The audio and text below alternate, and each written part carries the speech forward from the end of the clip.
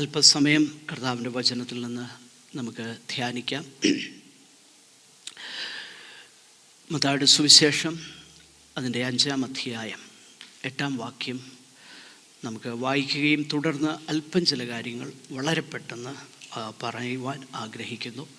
നമ്മുടെ മധ്യത്തിൽ ഇന്ന് കടന്നു വന്ന എല്ലാവരെയും ഓർത്ത് ദൈവത്തെ സ്തുതിക്കുന്നു. വിശേഷാൽ ഈ സഭായോഗത്തിൽ പങ്കെടുക്കുന്ന നമ്മുടെ പ്രിയപ്പെട്ടവരിൽ ചിലരുണ്ട്. വിശേഷിച്ച് കർത്താവിൻ്റെ ഭൃത്യൻ പാസ്റ്റർ പ്രിൻസ് ഫിലിപ്പ് കുടുംബവും നമ്മോട് ഒരുമിച്ചുണ്ട്. അല്പം സഭയെ വന്ദനം ചെയ്യുവാനുള്ള അവസരം ചില മിനിറ്റുകൾക്കുള്ളിൽ ഉണ്ടായിരിക്കുന്നതാണ്. കർത്താവ് നമ്മെ സഹായിക്കട്ടെ.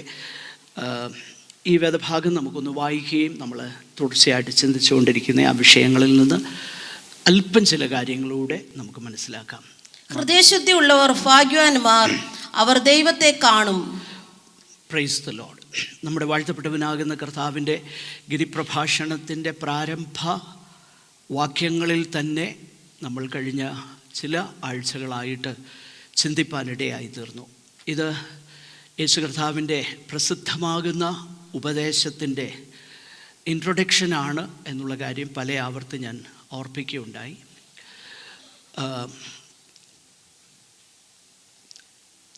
ആരാണ് യഥാർത്ഥ ശിഷ്യൻ എന്നുള്ളതിനെ മാർക്ക് ചെയ്യുന്ന, അതിനെ വെളിപ്പെടുത്തുന്ന ചില അടയാളങ്ങളാണ് കർത്താവ് ഈ പറയുന്നത്.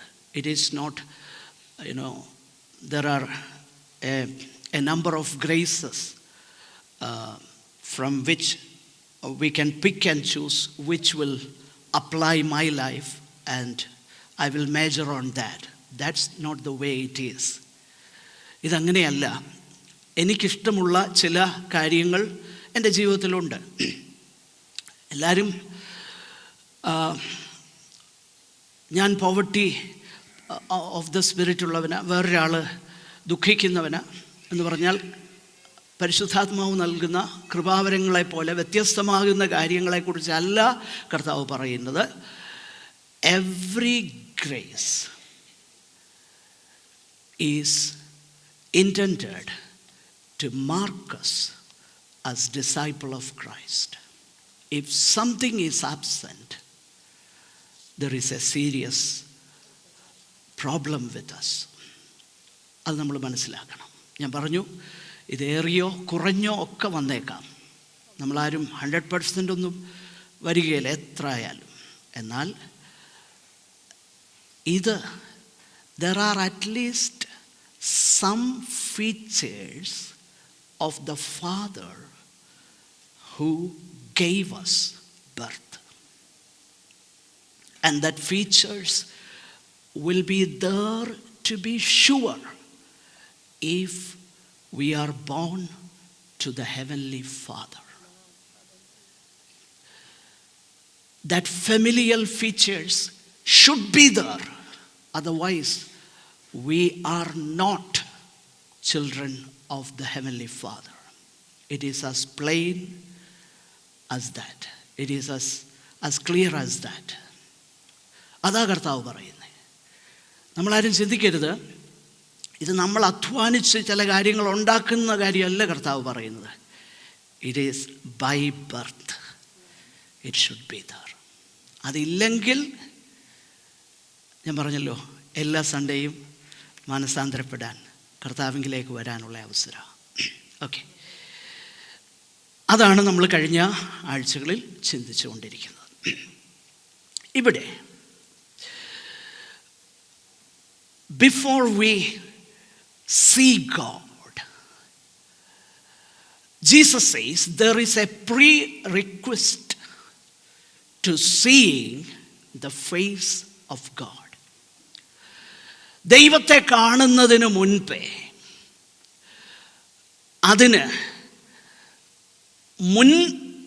അതിനെ കാണണമെങ്കിൽ അതിനൊരു വ്യവസ്ഥയുണ്ട്. ആ വ്യവസ്ഥയെക്കുറിച്ചാണ് യേശു കർത്താവ് പറയുന്നത്. If you want to see God, there should be purity of heart. അപ്പോൾ എന്താ ഈ പ്യൂരിറ്റി? നമുക്കെല്ലാം അങ്ങനെ പ്യുവറാകാൻ പറ്റുമോ? പറ്റുകയില്ല. അങ്ങനെ അന്ന് പിന്നെ എന്തായി പറയുന്നത്? ഞാൻ വിശദീകരിക്കാം. ദൈവത്തെ മുഖാമുഖം കണ്ടു എന്ന് അവകാശപ്പെടുന്ന ഒരു വ്യക്തിയുണ്ട്. നമ്മുടെ വാഴ്ത്തപ്പെട്ടവനാകുന്ന കർത്താവ് ഒഴിച്ചാൽ കർത്താവ് പിതാവുമായിട്ടുള്ള ആ സമ്പൂർണമാകുന്ന കൂട്ടായ്മ ബന്ധത്തിലാണ്. ഭൂമിയിൽ വന്നപ്പോൾ, മനുഷ്യ ശരീരത്തിൽ വന്നപ്പോൾ, ആ മനുഷ്യ ശരീരത്തിൻ്റേതാകുന്ന ആ തടസ്സങ്ങൾ ഒഴികെ യേശു കർത്താവ് മാത്രമേ ദൈവത്തെ സമ്പൂർണമായും കണ്ടിട്ടുള്ളൂ. വേറെ ആരും കണ്ടിട്ടില്ല. എന്നാൽ പഴയ നിയമത്തിൽ ഒരു ഭക്തൻ ഇങ്ങനെ ആവശ്യപ്പെട്ടു. തൻ്റെ ജീവിതത്തിലെ ഏറ്റവും വലിയൊരു പ്രഡിക്കമെൻറ്റിൽ താനായപ്പോൾ, ഒരു വലിയ പ്രതിസന്ധിയിൽ താനായപ്പോൾ, ആ പ്രതിസന്ധി മിസ്രയീമിൽ വെച്ച് ഉണ്ടായ പ്രതിസന്ധിയെക്കാളും വലിയ പ്രതിസന്ധിയാണ്. എബ്രായ ലേഖനത്തിൽ നമ്മൾ വായിക്കുന്നത് 11:27 അതിൻ്റെ 23 മുതൽ മോശയെക്കുറിച്ച് പറയുമ്പോൾ നമുക്ക് കാണാൻ കഴിയുന്നത്, അവൻ അദൃശ്യ ദൈവത്തെ കണ്ടതുപോലെ ഉറച്ചു നിൽക്കുകയാൽ രാജാവിൻ്റെ കോപം ഭയപ്പെടാതെ മിസ്രയീം വിട്ടുപോന്നു. ലോകം എതിരായപ്പോൾ, ലോകം ദൈവജനത്തെ ഒപ്രസ് ചെയ്തപ്പോൾ, ആ ലോകം, പിശാച് ദൈവത്തെ ആരാധിപ്പാൻ വിടുകയില്ല എന്ന് പറഞ്ഞപ്പോൾ, Moses saw the face of Yahweh. And because he had seen the face of Yahweh, he disregarded the angry face of Pharaoh. That is exactly what is written in Hebrews chapter 11. എന്നാൽ ആ പ്രതിസന്ധി കഴിഞ്ഞു. വേറൊരു പ്രതിസന്ധി ഉണ്ടായി. ആ പ്രതിസന്ധി എന്താ?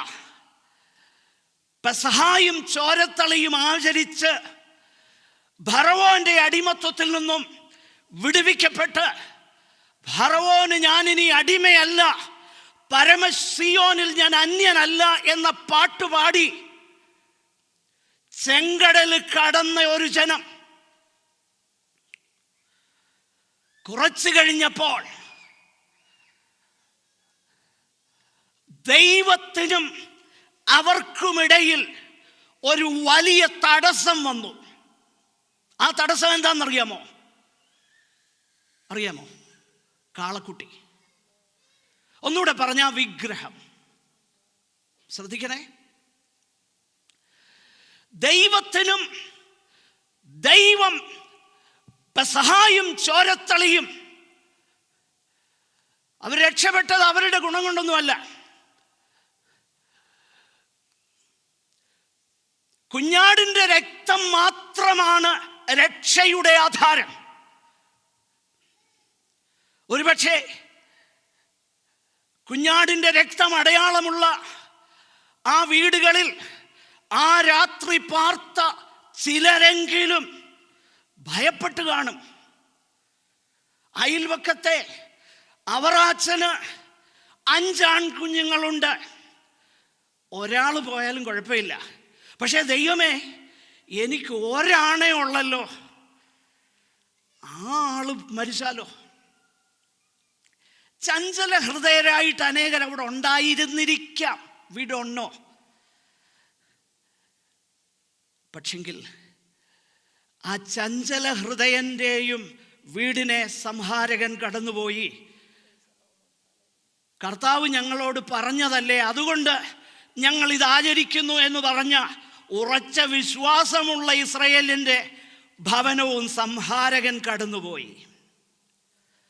എന്ന് പറഞ്ഞാൽ അവിടെ ഒരു ഡിമാൻഡേ ഉള്ളായിരുന്നു, ദ ബ്ലഡ് ഓഫ് ജീസസ്.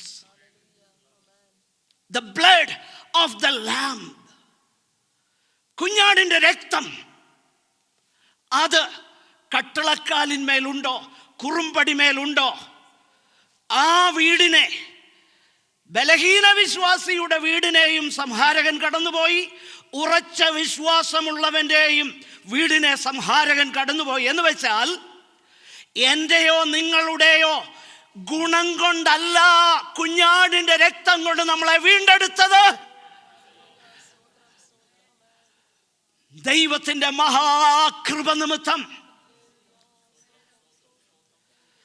അപ്പോൾ സംഹാരകൻ കടന്നുപോയി, തപ്പെടുത്തു പാടി മിസ്രയീമിൽ നിന്ന് കടന്നു വന്ന ആ ജനം ചെങ്കടൽ കടന്നു. കുറച്ചു കഴിഞ്ഞപ്പോൾ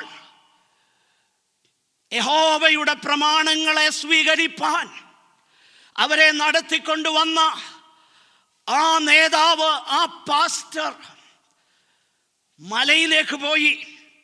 അദ്ദേഹത്തിന് എന്ത് സംഭവിച്ചെന്ന് ഞങ്ങൾക്ക് അറിയത്തില്ല.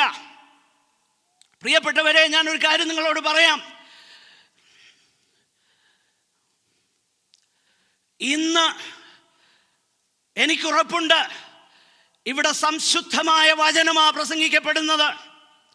കുറെ കഴിഞ്ഞ് മറ്റെന്തെങ്കിലും കേട്ടാലും നേതാക്കന്മാരുടെ പുറകെ പോകരുത്. വീണ്ടെടുക്കപ്പെട്ടവനാകുന്ന ക്രിസ്തുവിന്റെ പുറകെ പൊക്കോണം. നേതാക്കന്മാർ ഇന്നുണ്ടാകും, അവർ നാളെ ഉണ്ടാകുകയില്ല. യേശു ക്രിസ്തു ഇന്നലെയും ഇന്നും എന്നേക്കും അനന്യനാണ്. Look to him. പ്രിയപ്പെട്ടവരെ, അവരെ കൊണ്ടുവന്ന, ഞാൻ ഇൻട്രൊഡക്ഷൻ പറഞ്ഞ് അവസാനിപ്പിക്കാം കേട്ടോ. ആ നടത്തിപ്പുകാരനെ കാണാനില്ല.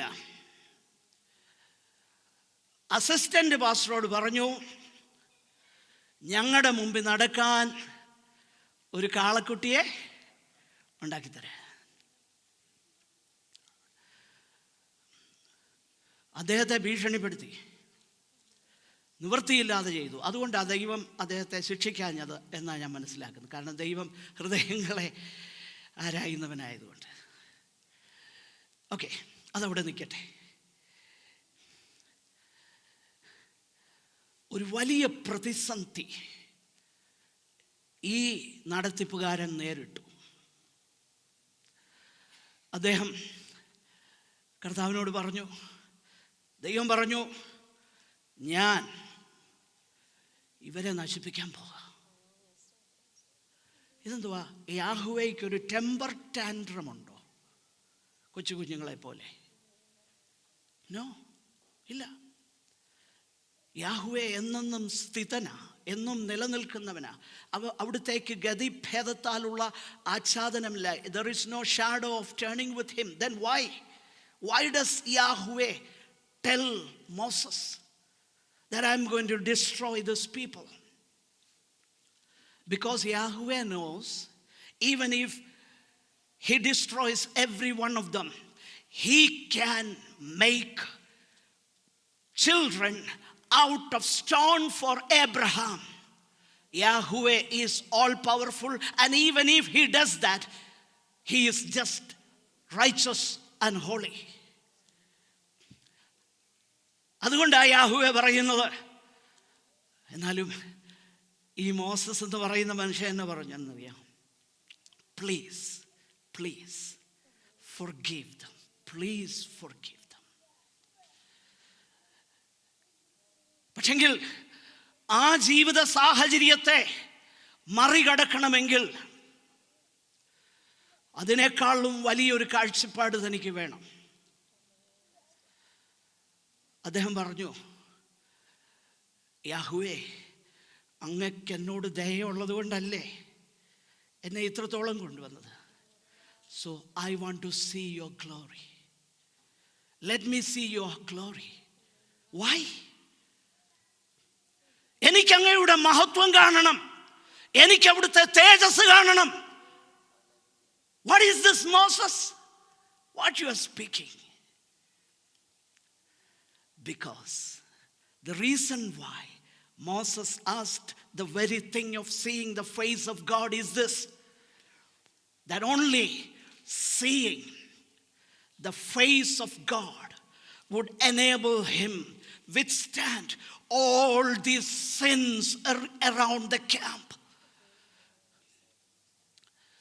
ആ പാളയത്തിൽ ഉള്ളതാകുന്ന ആ പാപ പ്രവണതകളെ ഓവർകം ചെയ്യണമെങ്കിൽ ഒരു കാര്യത്തിനെ തന്നെ നിലനിർത്തുവാൻ കഴിയത്തുള്ളൂ, ദൈവത്തിൻ്റെ തേജസ്സുള്ള മുഖം.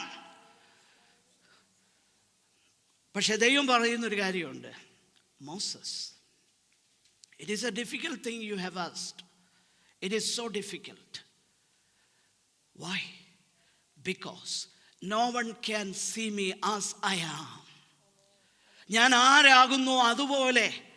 അതേ അർത്ഥമാണ് കേട്ടോ. കാരണം പിന്നീട് യോഹന്നാൻ പറയുന്നുണ്ടല്ലോ, നാം അവനെ താൻ ഇരിക്കുന്നതുപോലെ കാണുകയാൽ അവനോട് സദൃശ്യന്മാരാകും. അപ്പോൾ അതുപോലെ who he is in all of his glory. Moses asked that glory to be seen. ആ മഹത്വം കാണാനാ മോശെ ആവശ്യപ്പെട്ടത്. ദൈവം പറഞ്ഞു, നോ, അത് നിനക്ക് കാണാൻ പറ്റുകയില്ല. നീ കണ്ടാൽ മരിച്ചു പോകും. അതിൻ്റെ കാര്യം എന്നറിയാമോ? എൻ്റെ മഹിമയിൽ, എൻ്റെ വിശുദ്ധിയിൽ, എൻ്റെ തേജസ്സിൽ ഏതെങ്കിലും ഒരു മനുഷ്യകൃമി കണ്ടു കഴിഞ്ഞാൽ അവൻ ജീവനോടിരിക്കില്ല. So what did God do? ദൈവം എന്താ ചെയ്തത് നമുക്കറിയാം. ഒരു പാറയുടെ പിളർപ്പിൽ ഞാൻ നിന്നെ മറയ്ക്കും, ഞാൻ നിന്റെ മുൻപാകെ എൻ്റെ മഹത്വം കടന്നു പോകുമാറാക്കും. You will see me, my back only behind me. എന്ന് പറഞ്ഞാൽ അക്ഷരീകമായും ദൈവത്തിൻ്റെ പുറകുവശം കണ്ടു എന്ന അർത്ഥത്തിനേക്കാൾ ഉപരി ദൈവത്തിൻ്റെ തേജസ് കൺട്രോൾഡായിട്ട് മോശയ്ക്ക് കാണിച്ചു കൊടുക്കുക.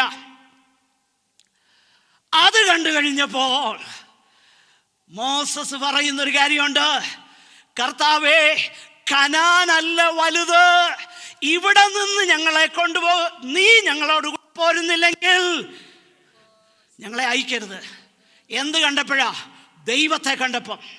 മനസ്സിലാവുന്നുണ്ടോ? ദൈവത്തെ കണ്ടു കഴിഞ്ഞപ്പം ഒരു കാര്യം മനസ്സിലായി, കേവലം കനാൻ ദേശമല്ല വലുത്. കനാനിൽ പോയില്ലെങ്കിലും മരുഭൂമിയിൽ ദൈവമുണ്ടോ, അത് മതി എനിക്ക്. പ്രിയപ്പെട്ടവരെ, പ്രതിസന്ധികളിൽ നിലനിൽക്കുവാൻ നമ്മെ പ്രാപ്തമാക്കുന്നത് the glorious vision of Yahweh. So we want to see that, അല്ലേ? നമുക്കത് കാണണം. യേശു കർത്താവ് പറയുക, ഹാർട്ട് ഈസ് ഇമ്പോർട്ടൻ്റ്. വേദപുസ്തകത്തിൽ ഹൃദയമെന്നുള്ളത് നമ്മുടെ ആന്തരികമാകുന്ന വ്യക്തിയെ റിപ്രസെൻ്റ് ചെയ്യാനായിട്ട് മെറ്റഫറിക്കലി ഉപയോഗിച്ചിരിക്കുന്ന ഒരു പ്രയോഗം. രൂപാലങ്കാരമായിട്ട് ഹൂ വി ആർ ഇൻസൈഡ് എന്നുള്ളതിനെ, നമ്മൾ ഉള്ളിൽ എന്തായിരിക്കുന്നു എന്നുള്ളതിനെ വ്യക്തമാക്കി തരുവാൻ അലങ്കാര പ്രയോഗമായി ഉപയോഗിച്ചിരിക്കുന്ന ഒരു പദമാണ് ഹൃദയം. അത് വളരെ ഇമ്പോർട്ടൻ്റാണ്. ഞാൻ എൻ്റെ വാക്കുകളെ എനിക്ക് അവസാനിപ്പിച്ചേ പറ്റൂ. എങ്ങനെയാണ് നമുക്ക് കർത്താവിനെ കാണാൻ കഴിയുന്നത്? ദൈവം അനുവദിച്ച അടുത്ത ആഴ്ച നമുക്ക് ചിന്തിക്കാം. കാരണം ഹൃദയമെന്നുള്ളത് the most important organ in the body. You have a faulty heart, your life will be faulty. In and out of, കാരണം heart is the organ that pumps blood to every cell in the body. ശരീരത്തിലെ ഓരോ സെല്ലിലേക്കും രക്തം pump ചെയ്യുന്ന ഓർഗനാണ് heart. If there is an obstruction in that vessels that goes out and comes out, then your life is affected. അല്ലേ? അതാ important. അപ്പം അതാ കർത്താവ് പറയുന്നത്. If you want a godly life, check your heart. We need an ECG done. We need an echocardiogram done. We need the 4th or 5th generation equipment to scan me inside. And what is that? It is God's word. And Jesus says, ഹൃദയശുദ്ധിയുള്ളവരുടെ കാര്യം എന്നറിയാം. 24 സങ്കീർത്തനത്തിൽ പറഞ്ഞിട്ടുണ്ട്, യഹോവേ നിന്റെ പർവ്വതത്തിൽ R കയറും എന്നിട്ട് പറയുന്നുണ്ട്. അതെന്താണെന്ന് ഞാൻ വിശദീകരിക്കാം പിന്നീട്. വെടിപ്പുള്ള കൈയും നിർമ്മല ഹൃദയമുള്ളവൻ വ്യാജത്തിന് മനസ്സ് വെക്കാതെ. വ്യാജം എന്ന് പറഞ്ഞാൽ എന്താണെന്നറിയാമോ? ഇംഗ്ലീഷ് ഒന്ന് വായിക്കാമോ? അത് വായിച്ച് അവസാനിപ്പിക്കാം. വ്യാജം, വാട്ട് ഈസ് വ്യാജം?